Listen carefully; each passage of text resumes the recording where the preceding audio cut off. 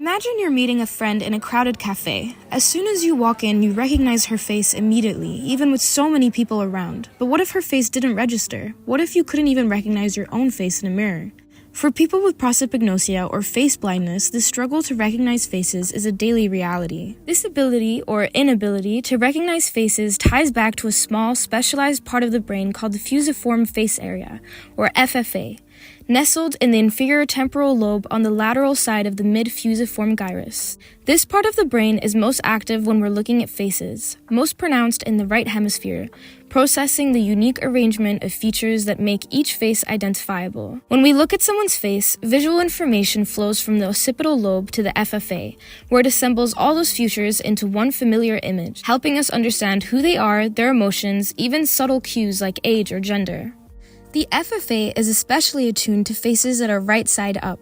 When a face is flipped, the FFA's response plummets. Known as the face inversion effect, this shows just how specialized the FFA is for seeing faces in their usual configuration. Many researchers have different theories on the FFA's purpose, one being the face-specific hypothesis. This theory suggests that the FFA evolved specifically for facial recognition because identifying individuals was so crucial for early humans. In support of this theory, in 1997, Kanj Wisher and his colleagues found that the FFA showed a lot more activity when viewing faces compared to objects. But there's also an alternative view, called the expertise hypothesis. This theory suggests that the FFA isn't just for faces, but rather for any object of expertise. In another study in 1998 by Gauthier and his peers, they found that bird watchers' FFAs light up when they're looking at birds, and car enthusiasts' FFAs respond similarly to cars.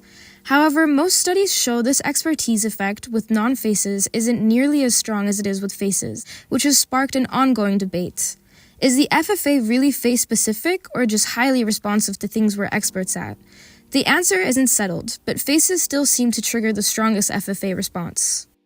When the FFA or nearby brain regions are damaged, such as from stroke or injury, it can lead to prosopagnosia. Such impairment can be caused by unilateral right-sided or bilateral lesions the occipital temporal region in the fusiform gyrus. People with this condition struggle to recognize familiar faces, sometimes even including themselves. They can often use other cues, like someone's voice, clothes, or hairstyle, but linking a face to an identity remains a major challenge. Curiously, they can still tell a human face from an animal's. This suggests that the FFA isn't just for spotting faces, but for making that critical leap from seeing a face to recognizing it as someone we know. So next time you spot a familiar face in a crowd, remember it's the FFA in action, putting together complex information to make the world of faces feel recognizable and familiar.